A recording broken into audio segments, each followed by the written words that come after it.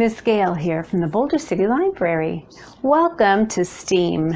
Today's challenge is stay afloat.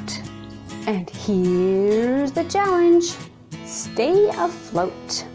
Your challenge is to build a raft that holds 4 people and floats for 20 seconds. Well, if you don't have 4 plastic people, you can substitute plastic bears, plastic dinosaurs, a plastic penguin, because I know everybody's got one of those. I know I do. Maybe the little green army guys. I don't know. Go through your toys and see what you can find.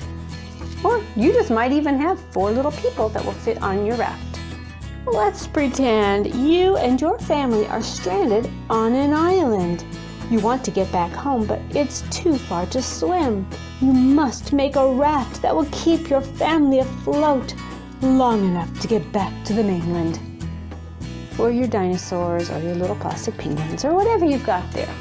In fact, if you like, you can change the story up any way you want to fit your little raft. The idea is to use different materials that you have around the house to make a raft. And you might need different materials to assemble it and put it together. And then you have to see if it will float in water for 20 seconds. Now let's go over our list of supplies. You'll have to rummage through the house to find some different things, some different materials that will float or that you think will float.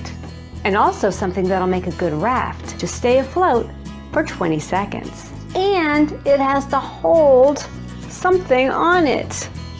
Maybe a plastic dinosaur or a little Lego guy, something like that. I have some suggestions. You could use a straw. I have paper straw and a plastic bendy straw. Or wooden craft sticks. There's wide ones, thin ones. You can even get them in colors. You might want to try aluminum foil. Your mom's bedroom slipper. No, not the bedroom slipper. Don't do the bedroom slipper. Old crayons, with or without the papers on them. And everyone's favorite, Legos. How will you put all those things together, you ask? I've got you covered. How about rubber bands? Or pipe cleaners. Some people call these chenille stems, and some people have no idea what they're called. They're wiry, bendable, and fuzzy. And here are some teeny tiny zip ties. They're really little. Can you see? Yeah. See? Yeah. Like really small. Okay, those are some ideas of building materials, but you'll find a lot on your own too, I'm sure. The plastic foam stuff would work. Let's see what else. Or something that's plastic or wood. Anything that floats. And you'll have to test it first just to see.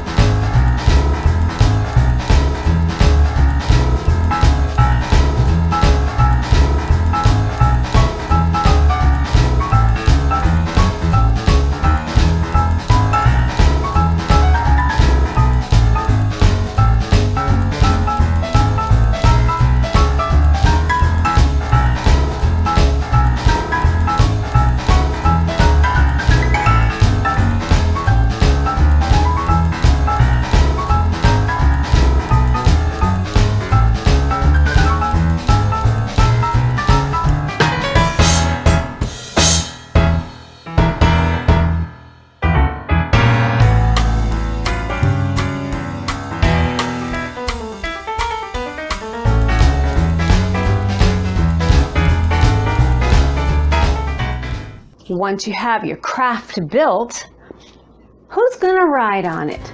Who's going to be your tester? Who's brave? How about finding a brave little teddy bear like this? Or a dinosaur. That guy might work. How about a flying unicorn? Ooh, I don't know how well that's going to work. If they fly, I think that would be cheating. I have a couple of brave Lego guys here. They're up for the challenge. Or you can just find whatever works for you. Go through your toy box, see if you can find a little plastic figure of some kind. So you have your materials that you're going to build the raft with, And then you have to have something that you can put it together with. Then, really?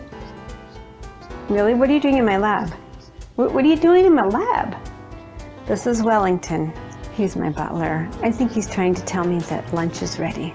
Is lunch served? Oh, lunch will be served soon. Then the only other thing you need is a way to keep track of 20 seconds. You can either count, you can use a stopwatch, you can watch the second hand going around on the clock, or you can just have somebody time you. All right, once you've gathered all your materials, now it's time to, let's see, what are we doing next? We're planning, right? Right, pup? Yeah, we're planning. Now it's time to write up your plan, or draw, or however you're going to do it. You want to keep in mind a few things. First of all, your raft needs to be big enough to hold whoever or whatever you're putting on it.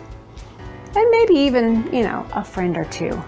Then you'll have to consider balance, buoyancy, weight, surface area, and any other thing that you come across that might need your attention. Put all of that in your plan.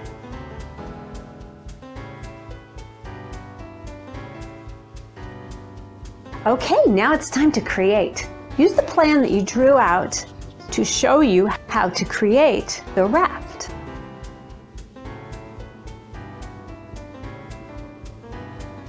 Okay, here it is.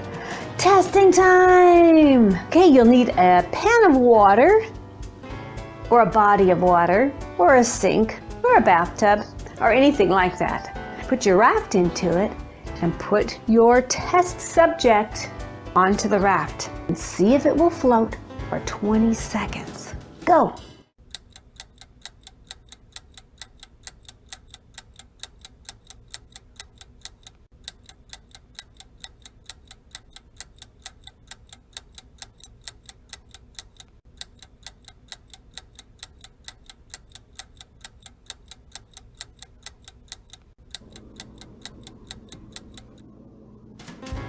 Did your raft stand up to the challenge? If not, that's okay. Remember, it's okay if it doesn't work out the first time. You can go back and fix things. In fact, that's what a lot of scientists have to do. Sometimes they have to go back to the drawing board.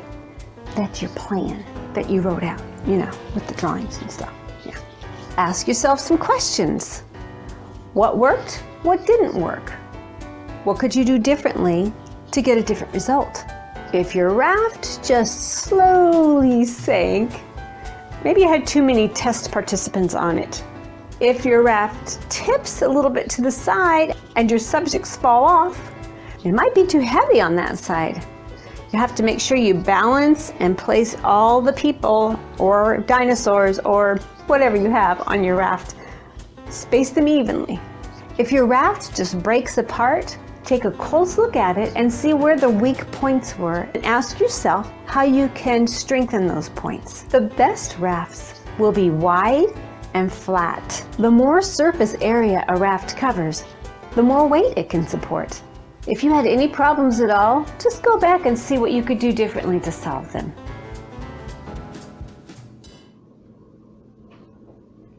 Well, I hope you had fun. I know I did. I'll see you next time in the lab.